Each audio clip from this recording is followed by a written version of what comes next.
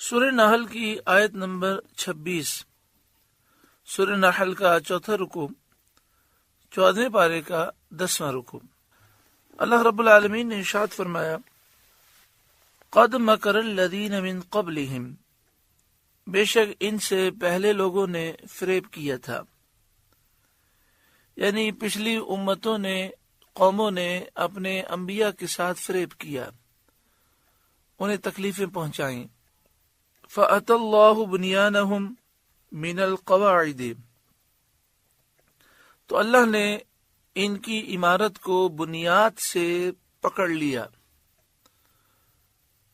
فَخَرَّ عَلَيْهِمُ السَّقْفُ مِنْ فَوْقِهِمْ، تو اوپر سے ان پر چھت گر پڑی۔ وَأَتَاهُمُ الْعَذَابُ مِنْ حَيْثُ لَا يَشْعُرُونَ، اور عذاب ان پر وہاں سے آیا جہاں کی انہیں خبر نہ تھی۔ یہ ایک تمثیل ہے، سمجھانے کے لیے مثال ہے کہ پچھلی امتوں نے اپنے رسولوں کے ساتھ مکر کرنے کے لیے کچھ منصوبے بنائے تھے۔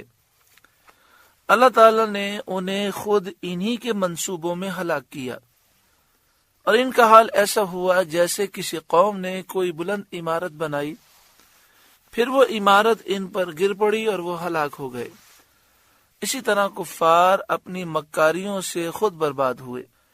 مفسرین نے یہ بھی ذکر کیا ہے کہ اس آیت میں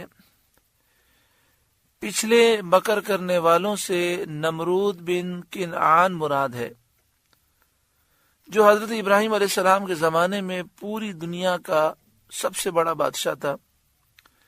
ایک روایت یہ ہے کہ 800 برس اس کی عمر ہوئی، اور اس میں سے 400 برس تک اسے کبھی کوئی بیماری نہ ہوئی، یہاں تک کہ بخار بھی نہیں آیا، کبھی سر میں درد بھی نہیں ہوا۔ اس نے خدا ہونے کا دعویٰ کیا۔ اس نے بابل میں، عراق کا ایک شہر ہے جسے عام طور پر بابل کہتے ہیں، تو بابل میں بہت اونچی ایک عمارت بنائی تھی جس کی بلندی 5000 گز تھی۔ یہ بہت ہی زیادہ بلندی ہوتی ہے۔ آپ اندازہ کیجئے گا کہ اگر 3 منزلہ عمارت ہے تو کتنی گز بلند ہوتی ہے۔ تو آپ سوچیں کہ اس نے عمارت بنائی جس کی بلندی 5000 گز تھی، اور اس کا مکر یہ تھا کہ اس نے یہ بلند عمارت اپنے خیال میں آسمان پر پہنچنے اور آسمان والوں سے لڑنے کے لیے بنائی تھی۔ اللہ تعالی نے ہوا چلائی اور وہ عمارت ان پر گر پڑی، اور وہ لوگ جو اس عمارت میں تھے وہ سب ہلاک ہو گئے۔ ثم یوم القیامت یخزیہم، پھر قیامت کے دن اللہ انہیں رسوا کرے گا۔ وَيَقُولُ أَيْنَ شُرَكَائِيَ الَّذِينَ كُنْتُمْ تُشَاقُّونَ فِيهِمْ، اور فرمائے گا، کہاں ہیں میرے وہ شریک جن میں تم جھگڑتے تھے؟ یعنی وہ جھوٹے خدا جو تم نے گڑ لیے تھے، جن بتوں کو تم خدا الہ معبود کہتے تھے، وہ کہاں ہیں جن کے بارے میں تم مسلمانوں سے جھگڑتے تھے؟ قال الذین اوتوا العلم، علم والے کہیں گے، ان الخزی اليوم والسوء علی الکافرین، آج ساری رسوائی اور برائی کافروں پر ہے۔ یعنی ان امتوں کے انبیاء اور علماء جو انہیں دنیا میں ایمان کی دعوت دیتے تھے، نصیحت وہ کرتے تھے، اور یہ کافر ان کی بات نہ مانتے تھے، وہ انبیاء اور علماء کل بروز قیامت ان سے کہیں گے کہ آج ساری بربادی، رسوائی، ذلت اور عذاب کافروں پر ہے۔ الذین تتوفاہم الملائکۃ ظالمی انفسہم، وہ کہ فرشتے ان کی جان نکالتے ہیں اس حال پر کہ وہ اپنا برا کر رہے تھے، یعنی ایسے لوگ جو کفر میں مبتلا تھے، اور اس حالت میں جب فرشتے ان کی جان نکالنے کے لیے آتے ہیں فَأَلْقَوُا السَّلَمَ مَا كُنَّا نَعْمَلُ مِنْ سُوءٍ، اب سلو ڈالیں گے کہ ہم تو کچھ برائی نہ کرتے تھے۔ یعنی وہ لوگ جو آج کفر میں مبتلا ہیں، جب فرشتے ان کی روح قبض کرنے کے لیے آئیں گے تو وقت موت وہ اپنے کفر سے مکر جائیں گے اور کہیں گے کہ ہم تو کوئی بھی برا کام نہیں کرتے تھے۔ بلا، ہاں کیوں نہیں، ان اللہ علیم بما کنتم تعملون، بے شک اللہ خوب جانتا ہے جو تمہارے کرتوت تھے۔ فَادْخُلُوا أَبْوَابَ جَهَنَّمَ، اس پر فرشتے کہیں گے اب جہنم کے دروازوں میں جاؤ، خالدین فیہا، کہ ہمیشہ اس میں رہو، فَلَبِئْسَ مَثْوَى الْمُتَكَبِّرِينَ، تو کیا ہی برا ٹھکانہ مغروروں کا۔ وَقِيلَ لِلَّذِينَ اتَّقَوْا مَاذَا أَنزَلَ رَبُّكُمْ، اور ڈر والوں سے کہا گیا تمہارے رب نے کیا اتارا، یعنی مومنین سے، متقی لوگوں سے یہ پوچھا گیا کہ تمہارے رب نے کیا اتارا۔ قالوا خیرا، وہ بولے خیر، اللہ نے خوبی کو نازل کیا، یعنی قرآن مجید فرقان حمید اللہ نے نازل فرمایا جو تمام خوبیوں کا جامع ہے، حسنات اور برکات کا مرکز اور منبع ہے، دینی و دنیاوی و ظاہری و باطنی کمالات کا سر چشمہ ہے۔ اس آیت کریمہ کا شان نزول یہ ہے کہ عرب کے قبائل حج کے دنوں میں نبی اکرم صلی اللہ علیہ وآلہ وسلم کے حال کی تحقیق کے لیے مکہ مکرمہ میں قاصد بھیجتے تھے اور اس سے کہتے جا کر معلوم کرو کہ جنہوں نے نبوت کا دعویٰ کیا ہے کیا وہ سچے ہیں، ان کی کیا دعوت ہے۔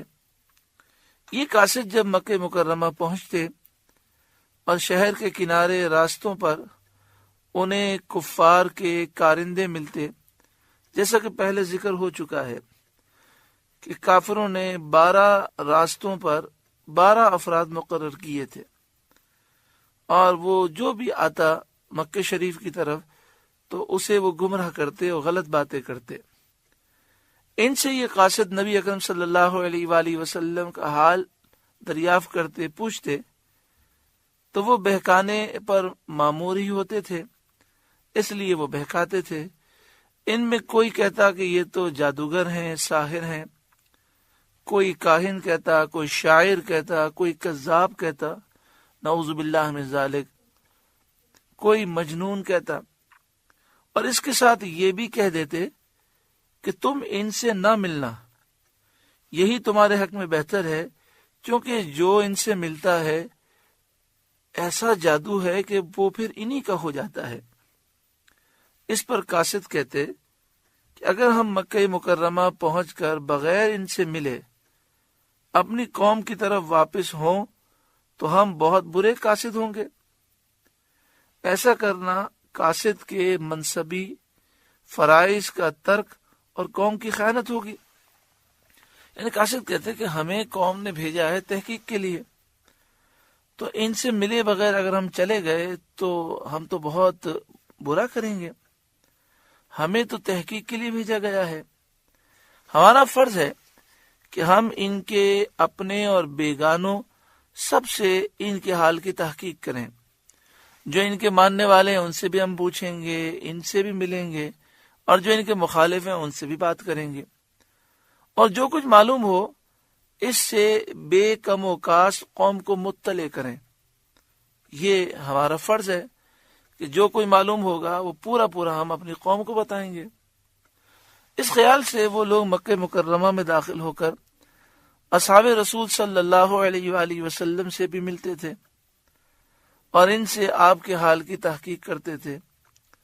صحابہ کرام انہیں تمام حال بتاتے تھے اور نبی کریم صلی اللہ علیہ وآلہ وسلم کے حالات، آپ کے معجزات، آپ کے کمالات، قرآن کریم کے مضامین سے انہیں مطلع کرتے تھے۔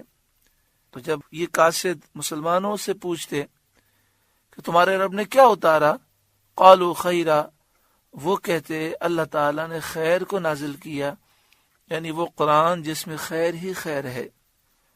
للذین احسنوا فی ہذہ الدنیا حسنہ، جنہوں نے اس دنیا میں بھلائی کی ان کے لیے بھلائی ہے، یعنی جو اس دنیا میں ایمان لائے اور نیک اعمال کیے ان کے لیے حیات طیبہ ہے، چین اور سکون والی زندگی ہے، ان کے لیے فتح، کامیابی اور وسیع رزق اور کئی نعمتیں ہیں۔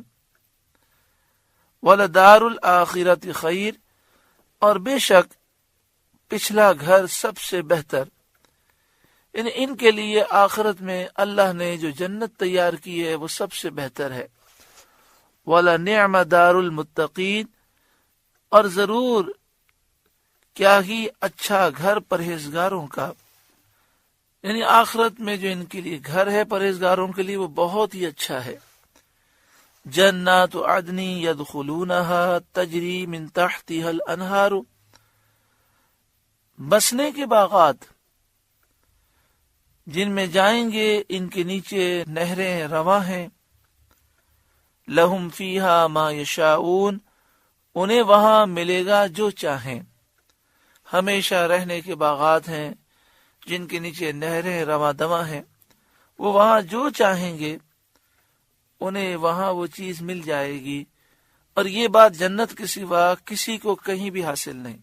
دنیا میں پوری دنیا کا بادشاہ بھی ہو، وہ جو چاہے اسے مل جائے، یہ دنیا میں ممکن نہیں ہے۔ انسان کتنی خواہشات کرتا ہے، ہر خواہش اس کی پوری نہیں ہوتی، لیکن جنت وہ واحد مقام ہے جو چاہیں گے اللہ تعالیٰ عطا فرمائے گا۔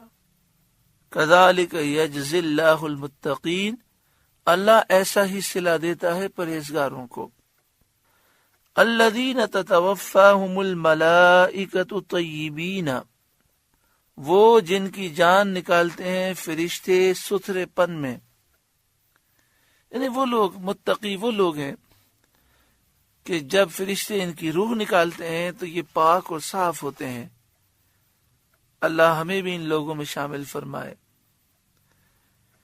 متقی وہ لوگ ہیں جب دنیا سے جاتے ہیں تو شرک سے، کفر سے پاک ہوتے ہیں، ان کے اقوال، ان کی باتیں، ان کے افعال، ان کے کام، ان کے اخلاق، ان کی خصلتیں پاکیزہ ہوتی ہیں، عبادتیں ساتھ ہوتی ہیں، اور محرمات، ممنوعات اور گناہوں کے داغوں سے ان کا دامن عمل میلا نہیں ہوتا۔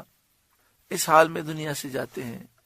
کتنے خوش نصیب ہیں وہ لوگ کہ جب ان کا خاتمہ ہو تو ایمان بھی ساتھ ہو، کفر و شرک سے بھی وہ پاک ہوں، ان کے اقوال، افعال، اخلاق، عادتیں سب پاکیزہ ہوں، نیکیاں ان کے ساتھ ہوں، اور گناہوں سے ان کا دامن عمل میلا نہ ہو۔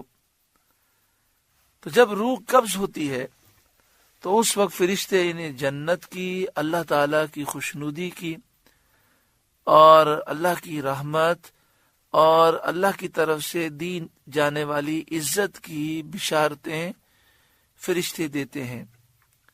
اس حالت میں موت انہیں خوشگوار معلوم ہوتی ہے اور جان خوشی سے، فرحت اور سرور کے ساتھ جسم سے نکلتی ہے، اور فرشتے عزت کے ساتھ اس روح کو قبض کرتے ہیں۔ یقولون، یہ کہتے ہیں، سلام علیکم، سلامتی ہو تم پر۔ مروی ہے کہ موت کے قریب بندہ مومن کے پاس فرشتہ آ کر کہتا ہے، کیا پیارے الفاظ ہیں سبحان اللہ حدیث پاک میں، کہ جب اللہ کا نیک بندہ دنیا سے جاتا ہے تو فرشتہ آ کر کیا کہتا ہے، اے اللہ کے دوست، تجھ پر سلام، اور اللہ تعالیٰ تجھے سلام ارشاد فرماتا ہے۔ جب اللہ کا نیک بندہ یہ سن لیتا ہے تو اتنا خوش ہوتا ہے، پھر فرشتے اسے جنت کا دیدار کراتے ہیں۔ فرشتے کہتے ہیں اللہ تم سے راضی ہے، اللہ کی تجھ پر رحمتیں ہیں، اللہ نے تیرے لیے عزت کے مقامات تیار کیے ہیں، تو فرشتوں سے کہتا ہے بس جلدی میری روح قبض کرو۔ اللہ ایسی پاکیزہ زندگی اور خیر و عافیت کی ایسی رشک بھری موت اللہ ہم سب کو نصیب فرمائے۔ ادخلوا الجنہ، آخرت میں ان سے کہا جائے گا جنت میں جاؤ، بما کنتم تعملون، بدلہ ان اعمال کا جو تم کیا کرتے تھے۔ یقولون سلام علیکم ادخلوا الجنۃ بما کنتم تعملون، بما کنتم تعملون، جو تم کام کیا کرتے تھے اس کا بدلہ یہ ہے کہ جنت میں جاؤ۔ زندگی اب ہماری تھوڑی سی رہ گئی ہے، سچی پکی توبہ کر لیں، اللہ غفور رحیم ہے، سارے گناہوں کو نیکیوں سے بدل دے گا، اور ایک نئی زندگی شروع کریں جو قرآن و حدیث کے مطابق ہو، جس میں مسلمانوں کی غیبت نہ ہو، چغلی نہ ہو، بدگمانی نہ ہو، حسد کی نہ، بغض عداوت نہ ہو، بد اخلاقی نہ ہو، جس زندگی میں غرور، تکبر، ریاکاری، عجب، دکھلاوا اور دنیا اور مال کی ہوس، حرص اور لالچ نہ ہو، جس میں فرائض، واجبات، سنت مؤکدہ کی پابندی ہو، گناہوں سے دوری ہو۔ اے اللہ تو غفور الرحیم ہے، تو قادر ہے، اے مالک ہم ایسی زندگی چاہتے ہیں، تو ہم پر کرم فرما اور ہمیں ایسی زندگی گزارنے میں ہماری مدد فرما، تیرے محبوب کی ہم پر خاص نگاہ کرم فرما۔ هل ينظرون، کاہے کے انتظار میں ہیں، یہ کفار کیوں ایمان نہیں لاتے، کس چیز کے انتظار میں ہیں؟ الا ان تأتیہم الملائکۃ، مگر اس کے کہ فرشتے ان پر آئیں ان کی روحیں قبض کرنے کے لیے، او یأتی امر ربک، یا تمہارے رب کا عذاب آئے دنیا میں یا قیامت کے دن۔ یہ ایمان کب لائیں گے؟ اس وقت جب ان کی روح نکالی جا رہی ہوگی، جب اللہ تعالیٰ کا عذاب نازل ہوگا، جب قیامت کے میدان میں ذلیل و رسوا ہوں گے، تو اس وقت ایمان لانا انہیں فائدہ نہیں دے گا۔ کذالک فعل الذین من قبلہم، ان سے پہلے لوگوں نے بھی ایسا ہی کیا، یعنی پہلی امتوں کے کفار نے بھی ایسا ہی کیا کہ وہ کفر پر اور انبیاء کو جھٹلانے پر قائم رہے۔ وما ظلمهم اللہ، اور اللہ نے ان پر کچھ ظلم نہ کیا، ولکن كانوا انفسهم یظلمون، ہاں وہ خود ہی اپنی جانوں پر ظلم کرتے تھے، کفر اختیار کر کے، گناہ کر کے انہوں نے خود اپنی جانوں کو برباد کیا۔ الحمدللہ مسلمان ہیں، اللہ کا شکر ہے۔ اس بات کو اچھی طرح ذہن نشین رکھنا چاہیے کہ ہر گناہ کی نحوست ہوتی ہے، اور گناہ کرنے والا خود اپنا نقصان کرتا ہے۔ ہم کسی مسلمان کا برا کریں، برا چاہیں، غیبت کریں، چغلی کریں، بدگمانی کریں، کسی سے حسد رکھیں، اس کا نقصان نہیں ہوگا، ہمارا اپنا نقصان ہوگا۔ انسان گناہ کر کے خود اپنی جان پر ظلم کرتا ہے۔ اللہ گناہوں سے ہمیں نفرت عطا فرمائے۔ فَأَصَابَهُمْ سَيِّئَاتُ مَا عَمِلُوا، تو ان کی بری کمائیاں ان پر پڑی، یعنی انہوں نے اپنے گندے اعمال کی سزا پائی۔ وَحَاقَ بِهِمْ مَا كَانُوا بِهِ يَسْتَهْزِئُونَ، اور انہیں گھیر لیا اس عذاب نے جس کا وہ مذاق اڑاتے تھے، جس پر وہ ہنستے تھے، جس عذاب کا وہ مذاق اڑا رہے تھے اسی عذاب نے انہیں گھیر لیا۔ سورہ نحل کا 4 رکوع مکمل ہوا۔ اللہ تعالی ہمیں سچی پکی توبہ نصیب فرمائے اور نور قرآن پاک سے روشن منور فرمائے۔ اللہ اللہ